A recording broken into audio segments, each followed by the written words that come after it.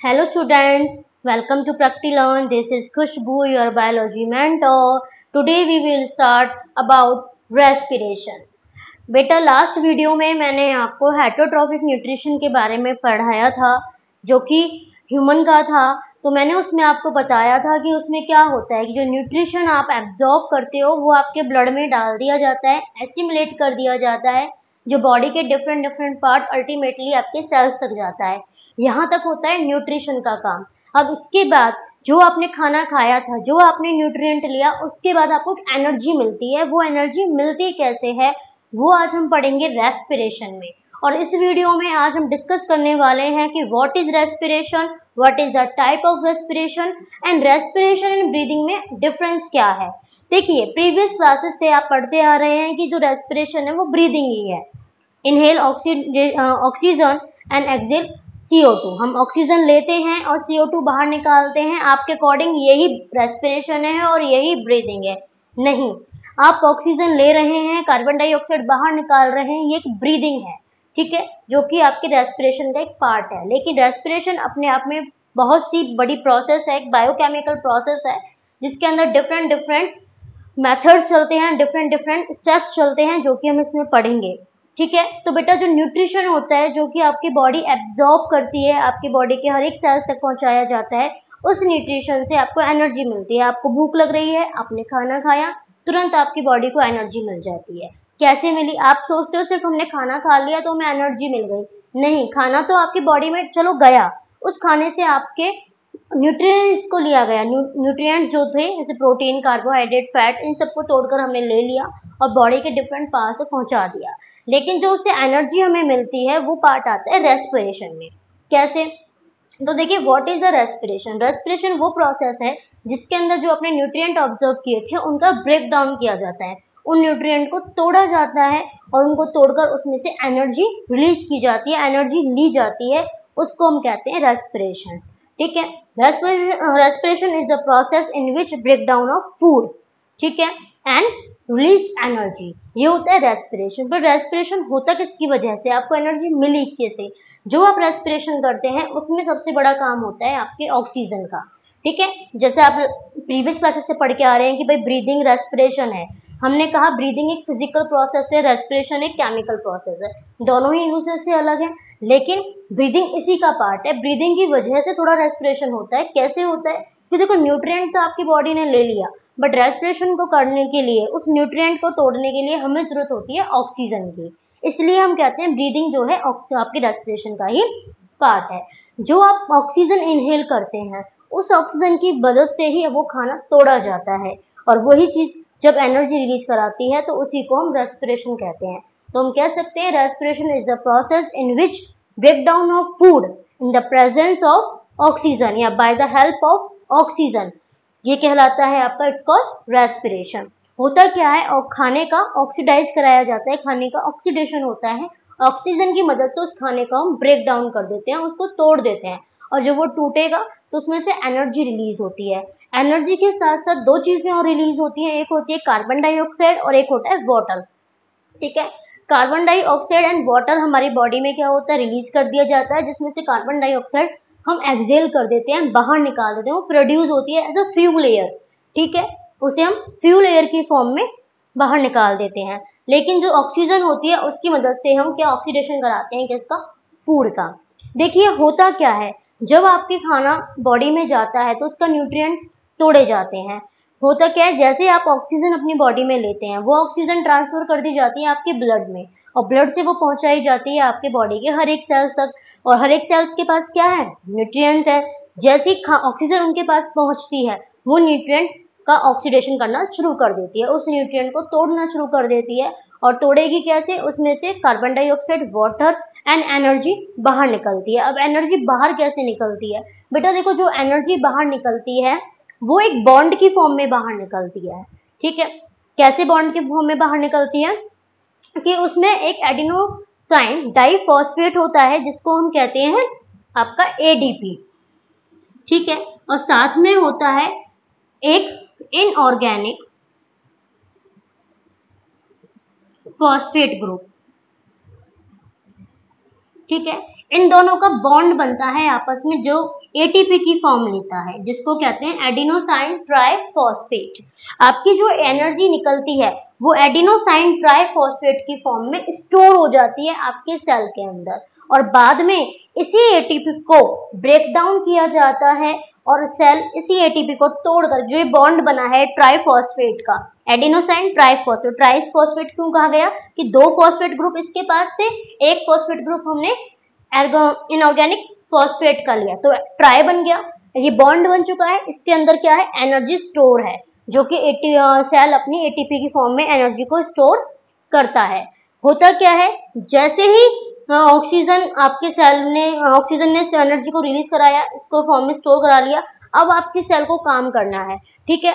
Energy मान चलिए cell को रेस्पिरेशन तो हो ही रहा है, न्यूट्रिएंट तोड़ने हैं या कोई मटेरियल ट्रांसपोर्ट करना है, तो कोई भी हम वर्क करते हैं उसके लिए हमें एनर्जी चाहिए। जैसे मैं बोल रही हूँ और आप सुन रहे हो, तो मैं बोल रही हूँ इसके लिए भी मुझे एनर्जी चाहिए, आप सुन रहे हो साथ ही साथ आपका माइंड काम कर रहा है, उसके लिए तो सेल वर्क कर रहे हैं ना आपके, तो उसके लिए भी एनर्जी चाहिए। तब हमें एनर्जी चाहिए होती है, तो क्या होता है जो ये बॉन्ड बना है इसको तोड़ा जाता है, ट्राइफॉस्फेट के बॉन्ड को तोड़ा जाता है, और जैसे ये टूटेगा इसमें से एनर्जी रिलीज होती है। आया समझ? ये होती है रेस्पिरेशन, कि हम खाने का ऑक्सीडेशन कराते हैं बाय द ऑक्सीजन, ठीक है। ऑब्वियसली ऑक्सीजन के द्वारा ही होगा ऑक्सीडेशन, तो खाने का ऑक्सीडेशन होता है और उससे एनर्जी रिलीज होती है, और उस एनर्जी का यूटिलाइजेशन होता है फॉर अदर एक्टिविटीज, सेल उसको यूटिलाइज करता है, ठीक है। ये है आपका रेस्पिरेशन। तो जो रेस्पिरेशन है ये एक बायोकेमिकल प्रोसेस है, और इसको इंटरनल रेस्पिरेशन भी कहते हैं क्योंकि सेल्स के अंदर चलता है, ठीक है। ये एक बायोकेमिकल प्रोसेस है जिसमें कुछ स्टेप्स इन्वॉल्व हैं, ठीक है। होता क्या है, फर्स्ट स्टेप जो होता है उसमें इनटेक होता है किसका, ऑक्सीजन का, intake of molecular oxygen. Oxygen को लिया जाता है फ्रॉम द एनवायरनमेंट, एनवायरनमेंट से ऑक्सीजन ले लिया, ऑक्सीजन आ गया, ऑक्सीजन के आते ही क्या होगा, ब्रेक डाउन होगा, ब्रेक डाउन ऑफ फूड, और फूड का जब ब्रेक डाउन होगा तो क्या होगा, उसमें से रिलीज होगी क्या, आपकी CO2, वाटर एंड क्या बोलते हैं एनर्जी, ठीक है। ब्रेक डाउन ऑफ फूड को हम ऑक्सीडेशन भी लिख सकते हैं, ठीक है। उसके बाद जो नेक्स्ट स्टेप है उसमें क्या होगा, जब ऑक्सीडेशन हो जाएगा तो रिलीज होगी, release of CO2 plus H2O plus energy, ये आपकी तीन चीजें रिलीज हो जाएंगी, ठीक है। आपका जो CO2 है ये निकाल दिया जाएगा बाहर, ठीक है, एज अ फ्यूल एयर, ठीक है। उसके बाद आपका जो वाटर है आपका ब्लड ले लेगा, जो एनर्जी है उसको स्टोर कर लिया जाएगा, एनर्जी जो है स्टोर हो जाएगी in ATP form, in the form of ATP आप कह सकते हो, in the form of ATP, ठीक है। अब जब ये एटीपी फॉर्म में हो जाएगी तो बाद में क्या होगा, ATP is used by cells to perform other activities,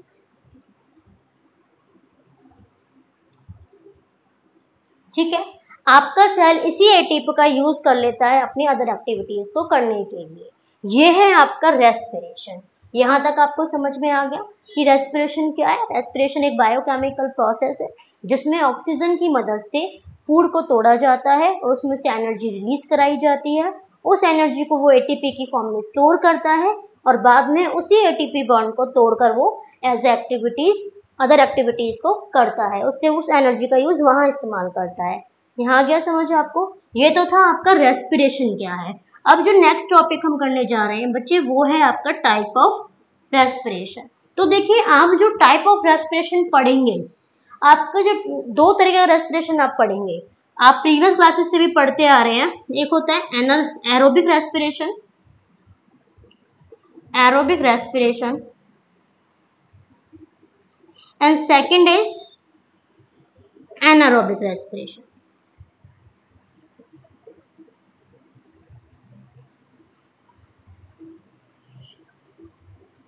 ठीक है। आप लास्ट क्लासेस से पढ़कर आ रहे हैं, अपने प्रीवियस क्लासेस 7th 8th से 9th से भी आपने पढ़ा होगा। मेन आप 7th में इस चैप्टर के बारे में अच्छे से डिस्कस करते हैं कि एरोबिक रेस्पिरेशन क्या है, एनारोबिक रेस्पिरेशन क्या है। आपने पढ़ा है कि एरोबिक रेस्पिरेशन जो होता है, ऑब्वियसली इसमें एरोबिक है तो मतलब एयर प्रेजेंट है, तो ये वो रेस्पिरेशन है जिसमें ऑक्सीजन की इन्वॉल्वमेंट होती है, और ये वो रेस्पिरेशन है जिसमें ऑक्सीजन इन्वॉल्व नहीं है। अब ये ऑक्सीजन की प्रेजेंस में कैसे चलेगा और ये ऑक्सीजन की प्रेजेंस में सॉरी एब्सेंस में कैसे चलेगा, ये हम पढ़ेंगे इन दोनों में। तो अभी हम जो डिस्कस करेंगे वो आपका करेंगे एरोबिक रेस्पिरेशन, ठीक है। एनारोबिक हम अभी बाद में करेंगे। एरोबिक रेस्पिरेशन में हम पढ़ते हैं कि जो ग्लूकोज है, जो फूड है, जो आपका स्टोर हुआ है सेल के अंदर, उसका ऑक्सीडेशन होता है इन the presence of oxygen. Oxygen की मदद से उसको ऑक्सीडाइज कराया जाता है, उसको तोड़ा जाता है और उसको फिर बाद में फर्दर एनर्जी की फॉर्म में स्टोर कर लिया जाता है एटीपी की फॉर्म में। होता क्या है, देखिए आपका जो ग्लूकोज है वो स्टोर है आपके सेल के अंदर, ठीक है। अब सेल के अंदर जब वो स्टोर है तो उसको तोड़ा जाएगा। जब ग्लूकोज टूटता है बाय ऑक्सीजन, वो प्रोसेस कहलाती है ग्लाइकोलाइसिस। ग्लूकोज का टूटना कहलाता है ग्लाइकोलाइसिस। होगा क्या, आपका जो ग्लूकोज है, ठीक है, ग्लूकोज जो है वो तोड़ा जाएगा और ये प्रोसेस कहलाते हैं ग्लाइकोलाइसिस। और ये प्रोसेस चलेगी कहाँ पर, आपकी साइटोप्लाज्म में। भैया ग्लूकोज आपके पास स्टोर है, उसको साइटोप्लाज्म में तोड़ा जाएगा, ठीक है। ये आपका तोड़ा गया साइटोप्लाज्म के अंदर। यहाँ पे हम साइटोप्लाज्म लिख सकते हैं कि ये जो प्रोसेस है साइटोप्लाज्म में चल रही है और क्या हो रहा है, इसको तोड़ा जा रहा है, ठीक है। तो वो कहलाएगी ग्लाइकोलाइसिस, ठीक है, कि ऑक्सीजन की मदद से हमारा ग्लूकोज टूट गया। अब ध्यान से देखना, जो ग्लूकोज है ये 3 आपका मॉलिक्यूल चेन है, ठीक है, 3 कार्बन मॉलिक्यूल चेन है, ठीक है। इसको तोड़कर ग्लाइकोलाइसिस करते हैं हम ग्लूकोज की फॉर्म में 2 मॉलिक्यूल्स का बना दिया जाता है, ठीक है, जो कि क्या कहलाता है आपका पायरुवेट कहलाता है। क्या कहलाता है आपका पायरुवेट कहलाता है, जो कि 2 मोल का है। 2 मॉलिक्यूल्स हैं इसके अंदर और इसके अंदर क्या है 3 मॉलिक्यूल्स है, ठीक है। अब तोड़कर हमने इसको क्या बना लिया, 2 पायरुवेट में कन्वर्ट कर लिया। अब जब पायरुवेट में कन्वर्ट हो जाएगा, ऑक्सीजन की मदद से टूट गया, अब क्या होगा, ये आएगा माइटोकॉन्ड्रिया में। अब माइटोकॉन्ड्रिया में क्या होगा, माइटोकॉन्ड्रिया में इसको तोड़कर, और ठीक है, कार्बन डाइऑक्साइड बनेगी प्लस H2O वाटर बनेगा, प्लस आपका क्या बन जाएगा, एनर्जी बन जाएगी। और मैंने अभी आपको बताया कि एनर्जी जो होती है वो एटीपी की फॉर्म में स्टोर हो जाती है, जो स्टोर कहाँ होगी, माइटोकॉन्ड्रिया में। किसमें होगी, माइटोकॉन्ड्रिया में। जो ये वाली प्रोसेस है कि पायरुवेट से हम एनर्जी निकालेंगे, ये आपकी चलेगी किसके अंदर, माइटोकॉन्ड्रिया के अंदर, ऑक्सीजन की प्रेजेंस, ठीक है। यहाँ हमने ग्लूकोज को तोड़ा, ग्लूकोज को हमने 3 मोल से हमने 2 मोल पायरुवेट में कन्वर्ट किया। अब यहाँ पर आ जाएगा आपका ऑक्सीजन। ऑक्सीजन क्या करेगा, माइटोकॉन्ड्रिया में ले जाकर वहां पे इसको तोड़ देगा, और जब ऑक्सीजन इसको तोड़ेगा तो एक कार्बन डाइऑक्साइड, वाटर और एनर्जी की फॉर्म में रिलीज हो जाएगी। जब भी वाटर और एनर्जी की फॉर्म में रिलीज हो जाएगी तो क्या होगा, यहाँ पे जो आपकी एनर्जी निकलेगी वो एटीपी की फॉर्म में स्टोर होती है, जैसा कि लास्ट मैंने अभी आपको बताया माइटोकॉन्ड्रिया क्या है, ओके, सॉरी, एटीपी की फॉर्म में रिलीज होगी। जैसे मैंने आपको बताया रेस्पिरेशन क्या है, एटीपी की फॉर्म में स्टोर होती है। तो जो ये एनर्जी एटीपी की फॉर्म में ये स्टोर होती है बेटे 38 एटीपी स्टोर होती है। मतलब कि जो एरोबिक रेस्पिरेशन होता है इसके अंदर जो एटीपी रिलीज होती है वो 38 एटीपी रिलीज हो जाती है, 38 एटीपी की फॉर्म में एनर्जी बन जाती है। तो इट मीन इसमें बहुत ज्यादा एनर्जी रिलीज होती है, इसलिए खाना खाने के बाद इंस्टेंट हमें एनर्जी मिल जाती है। आया समझ में यहाँ तक, आपको क्लियर हुआ? अगर किसी को कोई डाउट है तो बताओ। ध्यान से देखना, एक बार दोबारा रिपीट कर रही हूँ कि एरोबिक रेस्पिरेशन क्या है।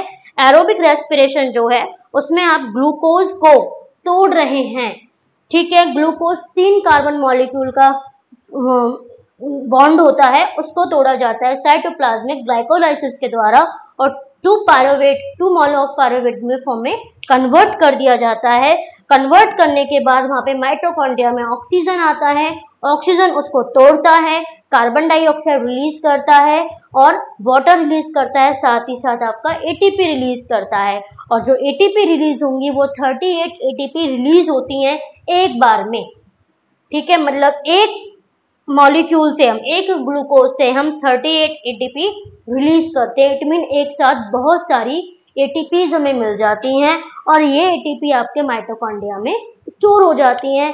अगर आपको 9th क्लास का स्ट्रक्चर याद है तो अगर माइटोकॉन्ड्रिया की हम बात करें तो आपने देखा होगा माइटोकॉन्ड्रिया का इस तरह का स्ट्रक्चर होता है, ठीक है। और आप जानते हैं कि माइटोकॉन्ड्रिया में एटीपी इस तरह से स्टोर होती है, इनको आप एटीपी बोल देते हैं समझने के लिए, यस या नो, ठीक है। और माइटोकॉन्ड्रिया को कहा जाता है power house of the cell. क्यों कहते हैं power house of the cell? कि जितनी भी एनर्जी और जितनी भी पावर सेल को मिल रही है वो इस ऑर्गेनेल की वजह से मिल रही है। और क्यों मिल रही है? क्योंकि इस ऑर्गेनेल के पास क्या प्रेजेंट है? एटीपी प्रेजेंट है, जो कि करेंसी ऑफ द सेल कहलाती है, जो कि एनर्जी रिलीज करेंगी। ये क्या होगा? मैंने आपको बताया एडीपी एंड 1 ऑर्गेनिक फॉस्फेट का एक बॉन्ड होता है, ट्राइफॉस्फेट में बन जाता है। जैसे ही उसको एनर्जी चाहिए वो एनर्जी स्टोर तो उसने कर ली बॉन्ड बना के, तो क्या होगा? जब ये एनर्जी चाहिए होगी तो इस बॉन्ड को तोड़ा जाता है। जब एडीपी और ये फॉस्फेट का ग्रुप टूटता है, एटीपी टूटती है, तब एनर्जी मिलेगी। मतलब वो बॉन्ड टूटा जो जिस बॉन्ड से एटीपी बना था, उस बॉन्ड को तोड़कर हमने एनर्जी रिलीज कर ली, ठीक है। ये है आपका एरोबिक रेस्पिरेशन, जो कि चलता है हमारे अंदर मल्टी सेलुलर ऑर्गेनिजम्स के अंदर, इनमें एनिमल्स के अंदर की हम बात कर रहे हैं, हम ह्यूमन बीइंग की हम बात कर रहे हैं, हमारे अंदर ये वाला रेस्पिरेशन चलता है, ठीक है। अब इसके बाद जो हम बात करेंगे वो हम करेंगे इसका सेकंड पार्ट जो है, सेकंड टाइप है एनारोबिक रेस्पिरेशन। यहाँ तक क्लियर हो गया होगा आपको? इसको आपको सबसे समझ में आ गया कि रेस्पिरेशन क्या है। जो रेस्पिरेशन मैंने आपको समझाया उसी तरीका का एनारोबिक रेस्पिरेशन हमारी बॉडी में चलता है, ठीक है। अब आता है एनारोबिक रेस्पिरेशन। तो व्हाट इज एनारोबिक रेस्पिरेशन? वो चलता कैसे मैं आपको बता दूं। एनारोबिक रेस्पिरेशन है जो वो ऑक्सीजन की एब्सेंस में होगा, और उसको हम करेंगे हमारी नेक्स्ट वीडियो में, नेक्स्ट सेशन में, कि एनारोबिक रेस्पिरेशन है क्या, चलता कैसे है, उसमें एटीपी कैसे रिलीज होगी, कैसे एनर्जी बनेगी। तो नेक्स्ट वीडियो के लिए तैयार रहना। और इस वीडियो से कोई भी आपको डाउट है, इस टॉपिक से कोई क्वेश्चन है, तो आप हमारे कमेंट बॉक्स में डाल सकते हैं। Thank you.